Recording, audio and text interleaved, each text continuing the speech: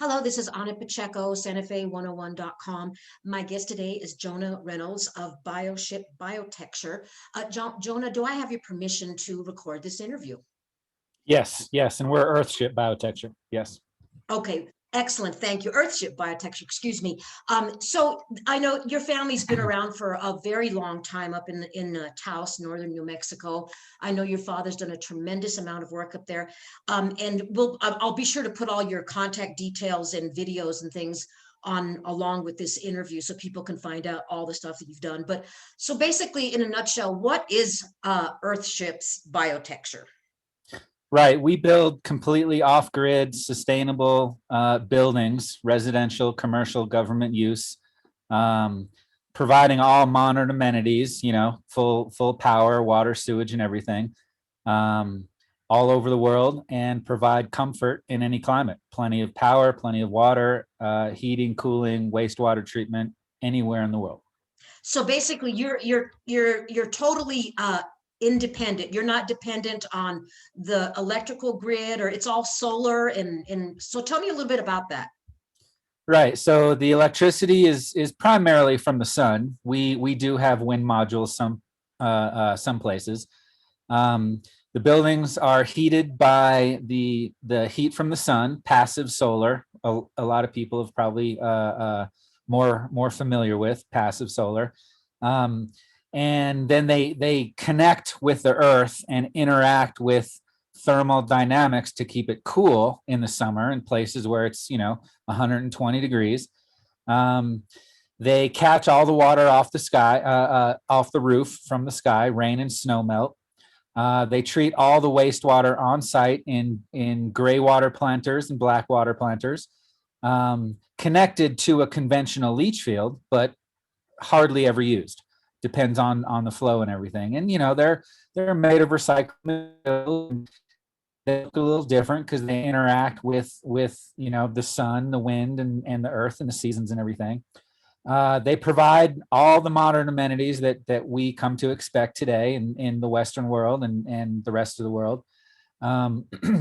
So we've been doing them for about 50 years, and yeah, they're completely independent, off-grid. No matter what disasters, political issues, weather, whatever's happening, you're going to be just fine in your Earthship building with all of your amenities. You have your own utilities. Well, what about a septic tank? What happens with that? Right. So the wastewater goes through these planters, and then we also have a conventional septic tank and leach field. So instead of straight from your sinks, instead of it going straight to the septic tank and then just right into the ground, polluting aquifers, it's raw sewage, it goes through these planters, which you can see over my shoulder here. It's basically just containing what Mother Nature already does in river deltas and like the Florida Everglades. The plants and everything clean it. It's all contained. This is all you see, just a bunch of plants. And then it goes into a conventional septic tank and leach field. So Earthships have existing conventional septic tank and leach field. We just have a couple of an Earthship sustainable system in addition to that. And you said you've been doing this now for 50 years. Did you start up in Taos, New Mexico? Yeah, my father started this right after architect school from the University of Cincinnati. He and my mother came out here to Taos, New Mexico, 1968, I believe, 69, and just started there. Trying a lot of different things out. And I was born in 1973, born into it, and we've been doing it ever since. And so I just from what I've read about this on the website. So basically, you use glass bottles and tires, and just tell us a little bit about what are the materials that go into building on Earthship. Yeah, so it started out as really a logical thing to do. It wasn't really, and still isn't really, about the environment, about saving trees or this, that, or the other. It's just logical. It's the right thing to do. Don't get me wrong, we are definitely care about the environment, and that is a fantastic result of the design. And so just like getting power from the sun makes more sense than, fossil fuels and polluting the atmosphere, it makes more sense to use materials that are not only local but will last and are strong. And then, yeah, recycling is cost things, tires, bottles, and cans, and other things that we, find, recycled insulation, that kind of thing. But yeah, the main thing is rammed earth in recycled automobile tires. Some of these thin walls, like you can see the stairway over my shoulder, that's a can wall. We use cans and bottles for interior non-load bearing walls. It's a great brick, that and a bunch of concrete in between creates like a honeycomb matrix, very, very strong. But the cans and bottles are already distributed around the world, everywhere we've been, and we have been everywhere in this world, building after disasters, all kinds of climates. Bottles and cans are everywhere. So are tires. There's probably more tires than there are trees on the planet. So it makes sense that when we're building buildings as designers and architects, and we call ourselves biotechs, that we use, and there's more things, but specifically the materials, that we use materials that are already in the places we're building. It doesn't make sense to cut trees down in Canada and then send it all the way to France or something, or even down to Texas. And when there's tires, bottles, and cans there already, and they're stronger, they make for a better building. And then, into the systems, which we can talk about, rammed earth in tires is a big part of the heating and cooling system. Well, so it makes sense. You did mention cement, though. You'd mentioned, so you do yes. use cement. That's something that you do bring in. That's not a recycled material. You do use cement to hold things together in the interior of a house. Yeah, unfortunately, cement, concrete, depends. Concrete has aggregate in it, but it's difficult to replace it. There really isn't much of a choice. So we'll and this is where rammed earth and tires are great, because we don't need a foundation, right? It's stronger than any foundation, that you would put under a wall. We just do the rammed earth and tires. And we've been doing this for 50 years. It's engineered and to code and stronger than concrete. It's not going to crack. And so, but yeah, we still use concrete. There's cement and sand and water everywhere, Mexico, South America, everywhere. So in terms of looking at it strictly as a local material, cement and concrete is fairly local no matter where we are, in the middle of Africa, West Philadelphia, whatever. But it is terrible on the planet. Like I can't emphasize that enough. It is absolutely horrible. So Earthships use a lot less concrete and cement than a conventional building does. We use it in different places, but yeah, we still need it. We can cut it down with fly ash or hempcrete, but it's not significant in the volume of cement that is used in a given building. How is it horrible for the planet? Cement. Yeah, it requires giant mine quarries that just devastate the land. And then, I'm not an expert in mining, but I understand that the runoff and everything else after it's mined is equally, if not worse, than the mining itself. So it just devastates the land, chemicals and all that. So it's pretty bad, but it's strong and planet wide. Everyone uses it. So we, rammed earth and tires and other methods use a lot less concrete and earthships than conventional buildings of the same size. And you were saying that you don't need to have a foundation. You just use the rammed earth tires. It's stronger. Yeah. So the main structural wall is not the little inside things that are cans and bottles, because they're thinner. A tire is 2'4" wide. It's like an elephant foot, right? It can take a tremendous amount of load, and it's earth compacted 98%, not just filled, not soft. So earth compacted and rubber doesn't crack. It doesn't burn. It's not going to go anywhere.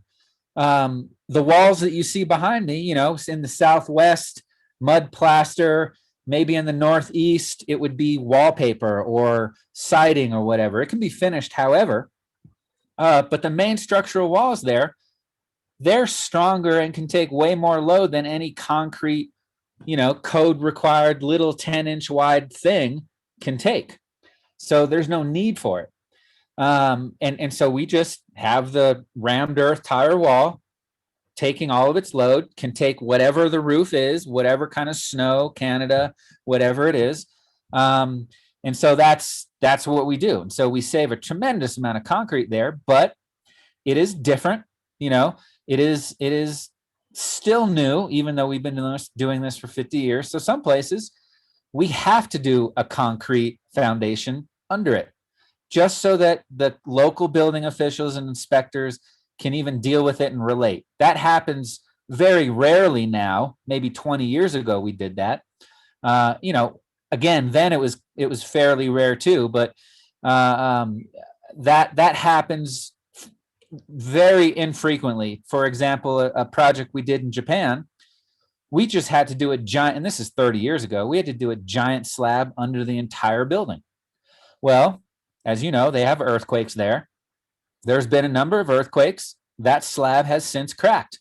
The rammed earth and tires are fine. And we have the similar stories of earthships we've done around the world where there are earthquakes and other buildings crack and earthships are fine. So that's in a nutshell about the foundation and the rammed earth and tires. So when you plaster, you do plaster over the tires, or the rammed earth tires, to make it look like, to me, the pictures I've seen, it looks like adobe, like you see in northern New Mexico, the adobe homes. You do plaster. What type of plaster do you use, or how do you plaster over them? Right. And so in the Southwest, it's traditional Southwestern adobe plaster, dirt, sand, and straw to varying levels depending on the quality of the dirt, and some is more clay, that kind of thing, to do with cracks and then coloring, all that. But that's in the Southwest. We've done them in the Northeast where it's plastered and get so that it's perfectly flat, and then whatever local finish you want is done. We've done it with wallpaper, siding, drywall, and in the Southwest, adobe plaster. Yeah. So tell me, how long have you been, when did you go international? How did this morph into a global business? Well, our first, when I was a baby, the first house my dad had was a weird looking thing, experimenting fresh out of architecture school with, and, in the Southwest, in Taos specifically, was some, maybe they called it alternative or progressive designs, passive solar, facing south, this type of thing. And, in the early, I was born in 1973. We'd have photographers from all over the world literally show up at the windows at the house, knocking on the window, taking pictures like, what is this? What's going on? And, it was in newspapers, New York Times back then, and now it's just every day. National Geographic. So there's always been an interest in this area and architects and builders doing these things, but following the function of the building creates the way it looks and its design. And we just followed it, and we ended up, again, we're not we didn't start being environmentalists. Our eyes were open to it and realized, wow, we can actually do something here.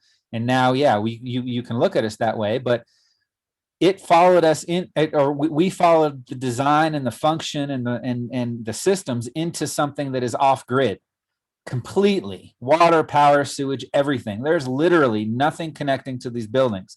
So that was really what drove the interest around the world.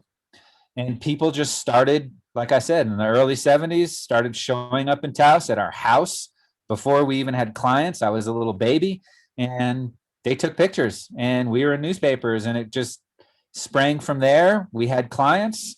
We saw people were interested. We started a school, students show up, and now we travel the world. We build here in Taos, around the country. We're building in West Philly this August. So yeah, it's all over, but that's how it started. And I saw on your website that you actually sell kits. You could buy a kit and build your own Earthship. Is that correct? We build, because everything is primarily driven by education, educating others, specifically people in the trades, but owner builders, that kind of thing. We have books and videos and a full-on curriculum in school where we've received a postcard from someone that said, "We bought your books, Earthship Volume 1, 2, and 3" on the website, earthshipbiotecture.com, where they bought our, we bought your books, we built our Earthship, here's some pictures, thanks. And that's the first and last thing we ever hear from them a lot of times. So it's not a full-on kit like in the 50s or so, or 60s, from like a Sears catalog of a home, which was a conventional kind of junky thing, but nonetheless. And so these books teach people how to do it, how to pound tires, how to do can walls, how to do the systems. And solar power now is basically conventional, so it's not too difficult to find a local solar installer and things like that. So yeah, we sell books and the parts and pieces and cistern hookup kits and things, and people take our curriculum and go through our 2-month course and learn everything they can and go off and build their off-grid building, and then they don't have any utility bills and no stress, and they're good. And but don't you have to have a builder or somebody? I mean, unless you're written, I mean, how many people out there are just going to be able to build a house? Don't you have to have somebody who's kind of an engineer or somebody that kind of walks you through the process? Right. Is that where you come in? Yeah, I mean, we're totally available to build things turnkey anywhere in the world. Typical client, contractor, architect stuff. But humans are the only species on the planet that can't build our own homes. Every other species does that, or can. Maybe not every single member of a species can, for various reasons, but humans in general can't do that. They can't. So that's a very big design factor of our buildings, is that yes, if you're capable and you don't have certain issues or whatever that would prevent you physically, yes, you can do this. About 20,000 hours, an individual can do this over a number of years, and it's been done many times with no experience. But that being said, to drive a school bus, you need a commercial license. You need to be trained. I should not be driving a school bus. I will wreck it. I will flip it. I don't know how to. But can I get behind a wheel of a school bus and drive it down the road and function if I had to? Yes. So that's kind of where we're coming from with humans being able to get their shelter, their home, their domicile, whatever you want to call it, together. So there's a capability there, yes, but everyone shouldn't build their own home and can't. So that's kind of where we're coming from with the design, with figuring out the process, because going through the permitting process is difficult, whether or not it meets code or doesn't meet code, or you want to try new things out. So there's a lot of things in the design of an Earthship that we do, not only in how to build them, that everything is simple. You rammed earth and tires, you take a sledgehammer and beat earth into the tires. That's it. It takes 10 minutes to learn. Do you have to do them level? Do you have to do them, so that they're stacked properly like bricks and all these things? Yes, there's a lot of training involved. And dealing with contractors, dealing with permits, dealing with architects, dealing with codes, dealing with drawings, dealing with inspectors. I mean, I can go on and on and on and on. The whole process that has been partially designed, partially the process just happened as the result of, humans even saying, hey, we need a code here so that people aren't just building crazy stuff. That is not designed so that everyone can do it. It's designed so that architects, contractors, and the industry can make money, and actually recommending and requiring by law certain products. So it's not just about getting a building to supply enough electricity and water. It's also getting a building so that that whole process is smoothed out, so it's not daunting, so that people can actually get their shelter, And so that's a big part of what we do and what we teach. And it takes a long time, and we have something, but getting up with the codes, even financing in banks, that's a whole nother conversation there. That was my next question. How much, like, let's Yeah. just say Taos, we won't talk about Japan or somewhere, just like up in Taos, New Mexico, what would be an approximate cost for a reasonable sized Earthship? What would that cost an individual? So the cost question we get frequently, as you can imagine, as well as the off-gassing issue with tires, which we can cover. So when you're looking at the cost of a home, Earthship or otherwise, pretty much 99% of the time, you mean the cost of what it takes to build it and move in. So it's turnkey finished. Yes. Well, yeah, it costs about 10% more, right? The conventional building is the shell, no systems, 2x6 walls, not very good. An Earthship, again, the cost to move in comes with all of its own systems for the life of the home. So do you want to factor in the cost of all of the utility bills over the life of the conventional home to that cost when you're really comparing them? Well, if you do, a conventional home, easily 20 times more, easily. Then you're talking about the cost of the life of the building, its effects on pollution, its effects on the environment. Power's going out. Look what happened recently in Texas. How much money did that cost an individual to deal with? No power, their water in the toilet freezing. It's ridiculous that we live in this age today and this is happening. These things should be a right. Everyone should just have a right to shelter and water and power and everything. So when you're talking about a cost up front, it's about 10% more. So would you say so 10%? So would you say like $500,000? Some just kind of a figure. I right. Understand where you're coming from in terms of the lifetime of the home and utilities, but could you get an Earthship for $500,000? Oh yeah. It doesn't matter what size it is. Absolutely. It's usually done by square footage. Conventional 2x6 frame, and I'm going to say junky buildings, with all due respect, they can be as low as $150 a square foot. That's low quality, but it's quick, it's a shell, and it's shelter. I get it. I get why people choose that frequently over anything else that's quality, eco, Earthships, whatever. The cost of an Earthship, again, this is turnkey moving in, $200 a square foot, $210, $220, depends on a number of factors, but that's give or take a difference. You can have a conventional building that's going to cost $220, but that's mainly finishes and designs. And, if you're looking at super, super low and affordable, we can do an Earthship without the systems at about the same. You add the systems, you're adding $40 a square foot easy. Well, that makes so that's have the systems. But let me ask you this: would a conventional mortgage lender, would they lend an individual money to do this? Are you like in the mainstream enough that people will say, well, no, we're not going to lend money to those people, or is it are you accepted in the world of home building now as like a viable alternative? You are beyond viable. We are an example. And our local bank, Sentinel Bank, which is fantastic. They are wonderful. We've been working with them for decades. They are the example because, they started with us. Other banks around the country, for clients that we go build for, use Sentinel Bank and their process that they've developed over the decades as an example. They're fantastic. So 20 years ago, this was weird, fringe. We still get it. You want to build a building out of what? Tires, right?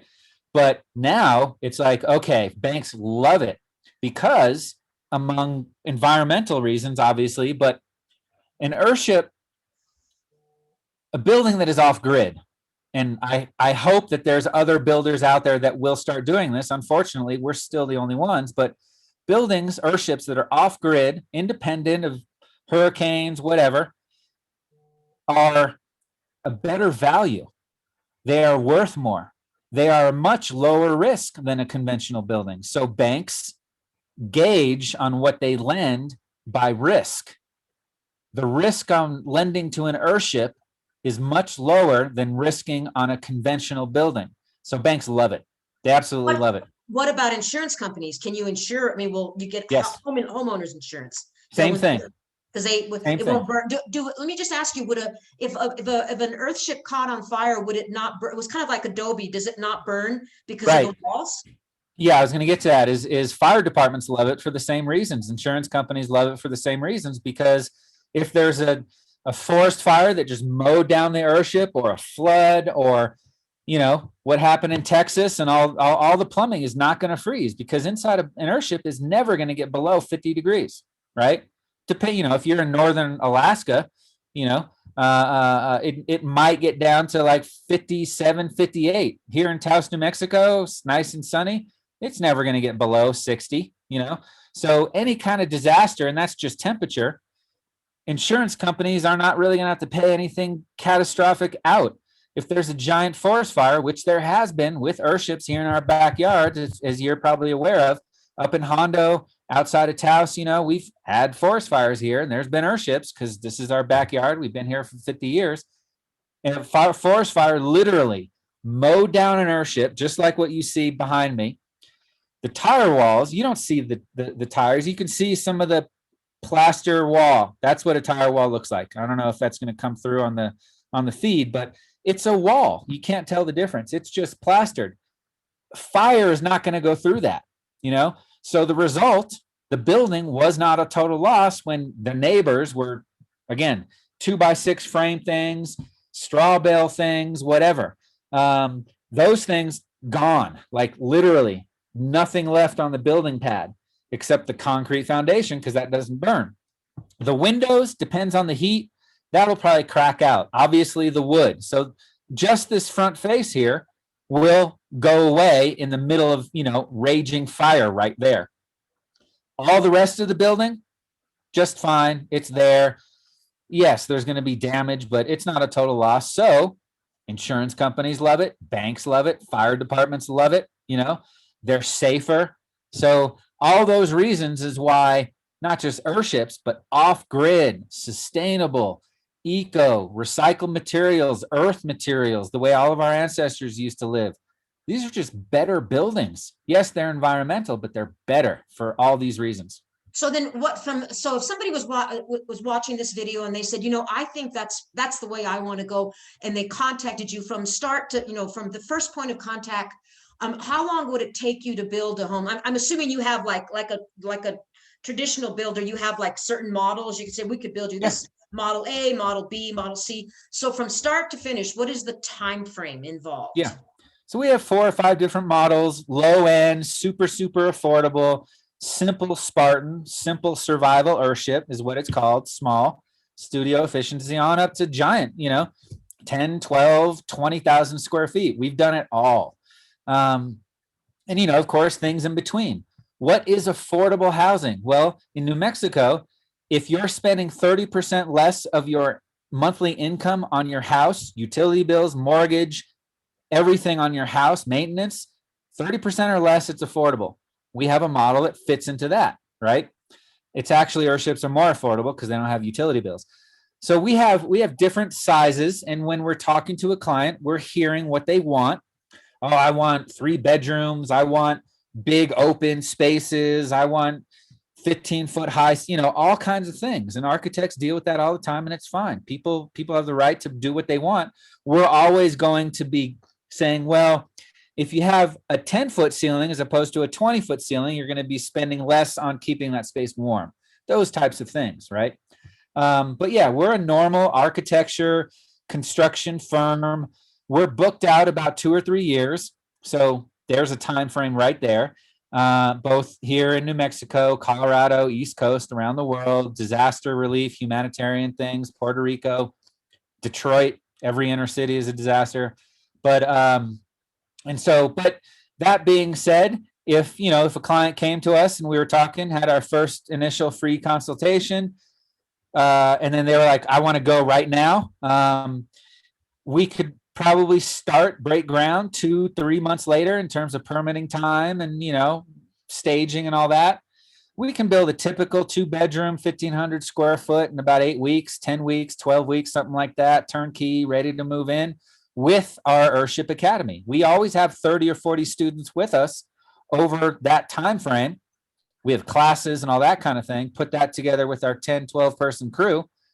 And there's a 2-3 bedroom thing in about 10 weeks. So yeah. Within a calendar year, then within a 12-month period, you probably could do something.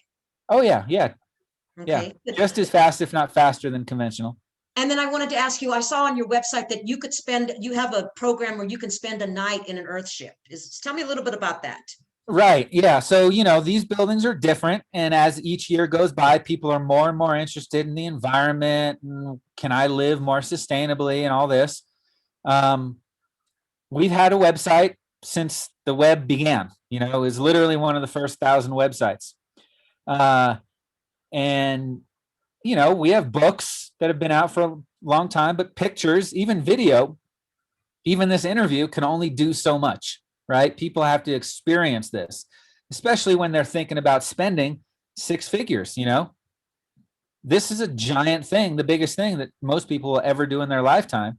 So we have nightly rentals. We build Earthships so that we can research and make them better. We don't want to put clients through that.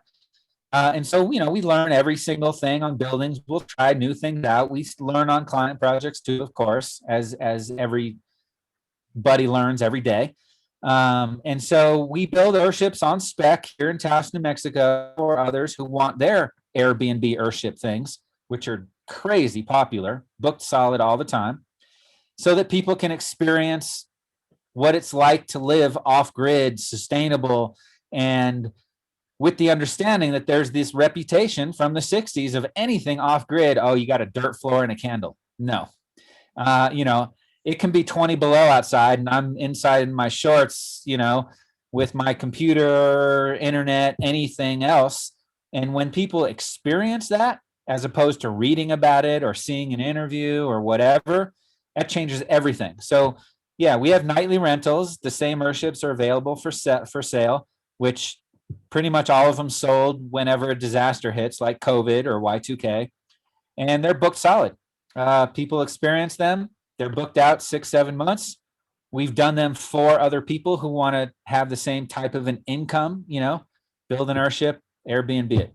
So what is the cost for just a nightly? If somebody wanted to come to Taos for, 4 days, what would a nightly cost to be with you? They're the most popular in Taos County by far for anything Airbnb. They're like, 120, 140 night. Some of the really nice big Earthships can get up to 240, 250 a night. Same costs for conventional Airbnb things with similar appointments and amenities, but they're not priced different because they're off grid, but they're in demand because they're off grid. So it's the same, as you would expect to have similarly finished and nice amenity things as conventional things on Earthship, on Airbnb. How large is the Earthship community? How many Earthships do you have up in Taos and northern New Mexico? Right. So the Earthship community is 640 acres on Highway 64, about 1.5 miles north of the Gorge Bridge. There's a bunch of Earthships, 40 or so, 50 Earthships, I think total of about 70 lots. So there's a lot more room. There is 3 nightly rentals or so, 4 nightly rentals. Everything's available on our website at earthshipbiotecture.com. And then, those are the newer Earthships. There's some older buildings because we've built a lot of things over the years, getting to what we now call the Earthship, that are also available on Airbnb. And then, so I'd say adding 3 or 4 more there. So that's like 8 or so, and they're booked all the time. And then, other people have Earthships in the Taos, northern New Mexico area, Colorado, Arizona. I think there's probably 15 or 20 on Airbnb in a 700-mile radius kind of a thing around Taos. And how many Earthships around the world? Before I even ask you that, are you the only company that does this in the world? We're the only organization in the world that is building buildings that are actually off grid, right? That's a terrible notion because there needs to be others doing this. There's no one organization that can do enough to make enough of an impact, which is why we have our school and all that. And a lot of students go through our program, then they take it back home and they do a couple things, for themselves here and there, but nobody has actually opened up an Earthship Company franchise type thing. Not that we do franchise model, but we would love it, and we actively support it and help in any way we can. It just hasn't happened yet, So you're the only one. So how many Yeah. Earthships do you have globally? What is your total? What would you just like a guesstimate? I'd say over the decades, we've done hundreds. I wouldn't say we've built ourselves thousands. We're just not big enough to do that yet. And then the example I gave earlier of the owner builder thing, there's hundreds there too. So there exists thousands of Earthships around the world, but our actual organization has done hundreds ourselves. And there's a number of Earthships we don't even know about because of the books and the school that we do. And then where do all these tires come from? Is the word out? I mean, do people just love you because now they have a place to dump these tires, or how do you get all these tires? Well, that's what I was saying earlier, is that they're distributed around the planet already. And we've been in such remote places. The hurricane disaster relief Earthship we did in India, 1,000 miles east of mainland India. No Anglo people have ever stayed overnight where we were. Plenty of tires, bottles, and cans, right? Tiny island off the northern coast of South America, and we've built in Amsterdam and highly populated. They're everywhere. Tires, bottles, and cans are literally everywhere. So we get them from tire stores. We make contact. They love it because typically they have to spend 75 cents to $1.50 a tire. That's what their fee is to get rid of them to a landfill, to whatever. California is expensive and more requirements. New Mexico is less. It's all county by county, state by state. And so these tire stores, and same thing with landfills, and you can understand about what I'm about to say is that, so we'll call up the tire store and say, okay, you're spending $1 a tire plus their fuel and their truck to deliver it to the processing thing, that the landfill or whatever it is. And we say, all right, bring us 500 235 15s, 300 230 225 15s, different sizes, and you don't have to pay us anything. So they save money. 1,000 tires, they're going to save easily $1,000. And then we have tires delivered to us in all the sizes that we need, stacked, ready to go at the job site. So conventional construction, you order something from Home Depot, it's delivered, it's unloaded with the little forklift exactly where you want it. Same thing happens with tires, and it's great. Some places where it's remote, fine, we'll go to the local landfill. Everywhere there's humans, there is a giant pile of garbage. What about the bottles and tires? Do you contact recycling centers in different cities, and they just come get them, or they bring them to you, or?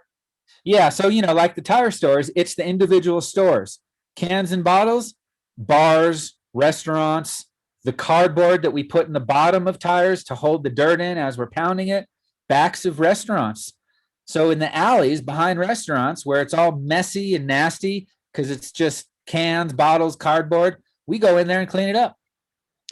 And then the next level is always, recycling centers, landfills. In West Philly, we're talking to the city, to make some arrangements because there's way more regulation, that type of a thing. So not only are we building with recycled materials, but we're also cleaning up some alleyways behind restaurants, when we're getting into building hundreds and hundreds and hundreds of Earthships. So there's so many things here, so many beautiful, wonderful benefits to building off-grid with recycled materials. It's not about what we're doing. Most of it we don't even design. We're just following the process. Tires, oh my God, they're great. They're easy, they're free, they're cheap. Tires eventually break down? Well, no, because they're made for high friction, high heat on the road for who knows how long. People drive their tires until they're totally bald. They're made to stay together, right? So they're going to last thousands of years. Tires don't go away. So they're bad for the earth. It's just like concrete. They're being dumped in oceans and all this. And we have an off-gassing study that a University of Wisconsin at Madison did on their own, independent of us. Long story short, tires don't off-gas in Earthships. They made them off-gas by cutting them up into tiny, about quarter-inch little pieces, put them in super hot water for weeks. Then they started to finally off-gas, right? They're all sealed up. What does that mean? Off-gassing, like when you go into a tire store and it stinks. When you're, they start to disintegrate. Yeah, well, they leach off. Everything leaches off. Like if you're catching water off the roof, no matter what surface you have, it will leach off. We use ProPanel, just to give you an example. We use ProPanel. It hardly leaches anything. So it gets good. It catches potable water. But technically, there is a tiny, tiny, tiny amount, right? You don't want to put catch water roof with asphalt shingles like conventional, because that's bad. It'll leach off into the water, right? So with tires, and it's understandable, people ask, don't they off gas? Because at a tire store, I smell them. Well, in a tire store, yeah, they do 99% of their off gassing in the factory when they're fresh, but not in an Earthship or anything else. So, and they're steel belted, they're strong, they're free, they're distributed. It's easy. Literally, you do not have to have any skill, knowledge, anything to take a hammer, like cavemen, so to speak, and beat earth into a tire. And then what about the earth? Do you just get like local earth or in the dirt around house, or like where you're going to build the house, you dig up a big portion of it, kind of, and that's, you just use the dirt that's there. There's no special dirt required, just whatever's there, and that works. Again, it's local. Local is great. Places where, sometimes we got to bring in dirt, but it's still going to be local dirt, and we've gotten more specific with things like the first couple courses, the bottom, we'll do dirt, but add way more gravel in it. It just helps to actually keeps any potential water or moisture from wicking up. We don't have that problem in Taos, but Scotland, the Pacific Northwest. So there's some things we'll do to the dirt, but no, it's local dirt. We've done it on the beach with sand. We've done it everywhere. It's the dirt from the job site, and that's the heating and cooling system. Earth is rammed earth. When you compact it, it holds temperature. So all this sun coming in from the windows is hitting the walls. Those walls is rammed earth, encased in steel belted rubber, but it's bricks, tiny, thin rubber. And so all that rammed earth holds temperature, so that at night, when it gets 20 below in Taos, New Mexico, all that heat that is stored from the sun, like a temperature battery, leaks out into the room. So that keeps it from, not even freezing, but getting to like 50 degrees at night with no fireplace, no fossil fuels heating. Same thing is in reverse during the summer. That rammed earth, anywhere below the frost line, planet-wide, is 58 degrees below the frost line, right? So the Earthship is below the frost line because we surround ourselves in thermal mass and earth. So it keeps it cool. And that's, there's more to it, but it's not just the structure. The rammed earth helps with the heating and cooling. Oh, good. Well, we've gone way over our time in terms of the interview, but is there anything else that you want? I mean, because I think a lot of this information probably does exist on your website as well. So people will really, there's a lot more to this than just what we can do in this interview. But is there anything that you want to, close with in terms of what people should know? Again, all your contact details will accompany this interview. So, but is there anything you want to, any parting words of wisdom for us? Yeah. So, we're not the only ones in the world doing eco-green buildings, and there's a whole spectrum of them. Even a building with recycled plastic in the carpet is fantastic. It really comes down to our choice in our day-to-day things, how we're spending our money. That's how we're really voting. I don't care what country you're in. Just be wise about how we're spending on our money. Choose this product because it's going to help, or it's not going to pollute, or less packaging, or whatever speaks to you. And yeah, you're going to choose about how you're spending and building your house and all that. But if we're talking about living sustainably, even off-grid buildings, that's really what it comes down to, is our little itty bitty everyday choices that we're making throughout the day. Make those count. Excellent. Jonah Reynolds, I want to thank you. It's been an honor to learn more about the fabulous work you and your family's been doing up in Taos. Thank you so much. Thank you.